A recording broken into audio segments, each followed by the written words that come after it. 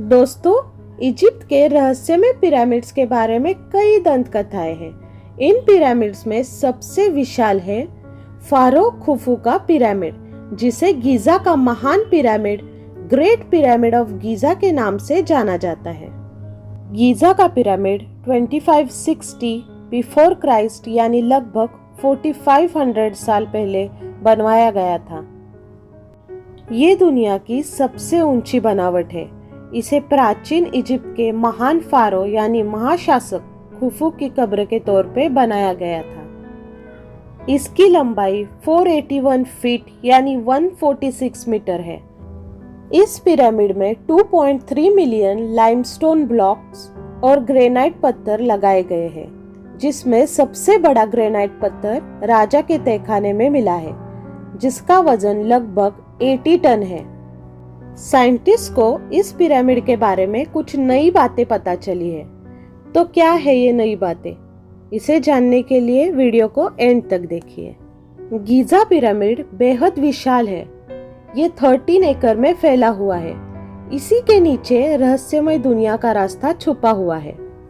दरअसल इस विशाल पिरामिड के अंदर अभी तक 3 तहखाने यानी सीक्रेट चैम्बर्स मिले हैं, जिन्हें नाम दिया गया है आधार का तहखाना, राजा का तहखाना और रानी का तहखाना। लेकिन इन तहखानों से कोई मम्मी नहीं मिली है, जबकि इनका निर्माण फारो खुफा और उनकी रानी की मम्मी रखने के लिए, मतलब डेड बॉडीज रखने के लिए बनाया गया था।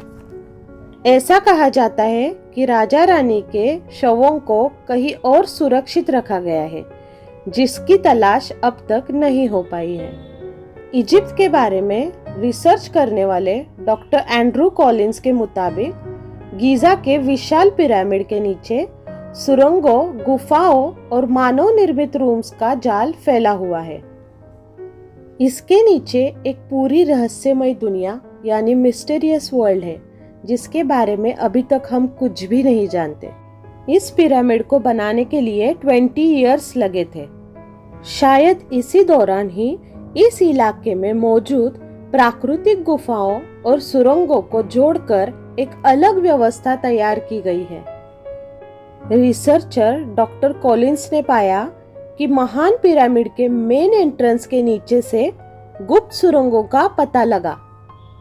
हालांकि अब तक इस पे रिसर्च नहीं हुआ है। डॉक्टर कॉलिंस को इन गुप्त सुरंगों के बारे में British diplomat researcher Henry salt के रिसर्च पेपर से पता चला, जिन्होंने 1817 में गीजा के पिरामिड के नीचे की सुरंगों के बारे में रिसर्च की थी। डॉक्टर कॉलिंस ने पिरामिड्स के नीचे रहस्यमय दुनिया की अपनी थ्योरी पर एक बुक भी लिखी है, जिसका नाम है beneath the pyramids. Doctor Collins ने बताया है कि पिरामिड्स के नीचे के रहस्यों को जानना इतना आसान भी नहीं है, क्योंकि इन्हें बहुत ही गुप्त रूप से बनाया गया है।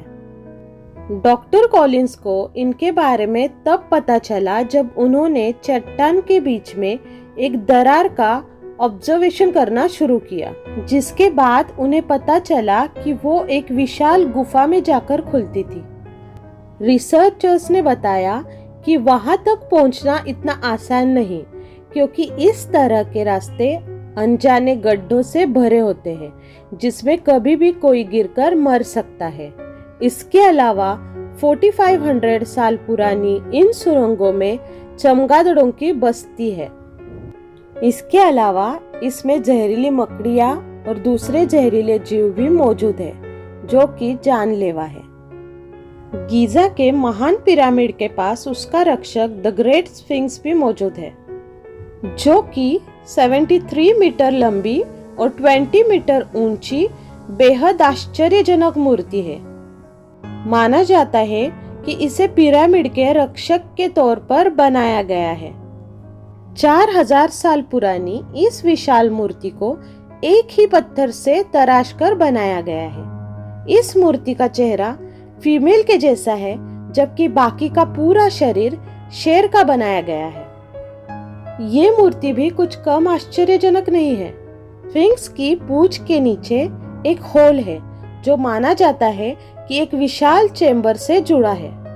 रिसर्चर्स का मानना है कि स्फिंक्स के मूर्ति के पास एक और छोटा चेंबर है जो कि विशाल चेंबर से जाकर जुड़ता है। स्फिंक्स का निर्माण पिरामिड से दूर किया गया है।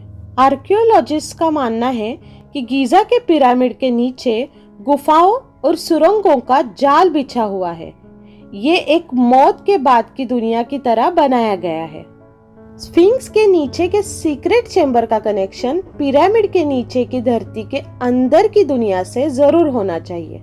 इसका राज खोलने की कोशिश साइंटिस्ट बहुत जोरों शोरों से कर रहे हैं।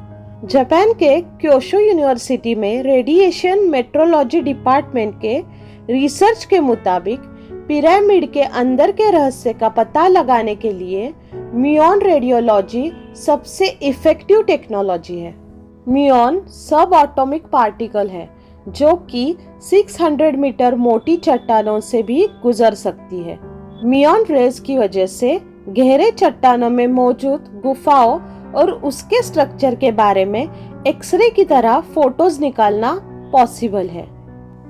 क्योशो यूनिवर्सिटी ने पिरामिड्स के रहस्यों पे स्टडी करने के लिए जनवरी 2000 में स्कैन पिरामिड्स प्रोजेक्ट की घोषणा की थी, लेकिन मार्च तक काम होने के बाद कोरोना पैंडेमिक की वजह से इस पर रोक लग गई। मार्च तक की स्टडी के बारे में अभी तक कोई जानकारी सामने नहीं आई है, लेकिन अब कोरोना का असर थोड़ा कम होने के बाद इजिप्ट की इंटरनेशनल फ्लाइट्स फिर से शुरू हो गई है, जिसके बाद स्कैन पिरामिड्स प्रोजेक्ट पे जल्दी काम शुरू हो गया है।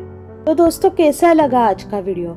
अगर आज का वीडियो आपको इन्फॉर्मेटिव लगा हो, अच्छा लगा हो, तो प्लीज़ वीडियो को लाइक और शेयर कीजिए और चैनल को सब्सक्राइब कीजिए और बेल आइकन को प्रेस करना मत भूलिए, क्योंकि ऐसे ही अपडेट्स और ऐसे ही इन्फॉर्मेशन आपके पास पहुंचती रहे। तब तक अपना बहुत सारा ख्याल रखिए, अपनी फैमिली का ख्याल रखिए और अगली वीडियो में मैं आपसे मिलूंगी एक और इंटरेस्टिंग जानकारी के साथ। तब तक के लिए गुड बाय।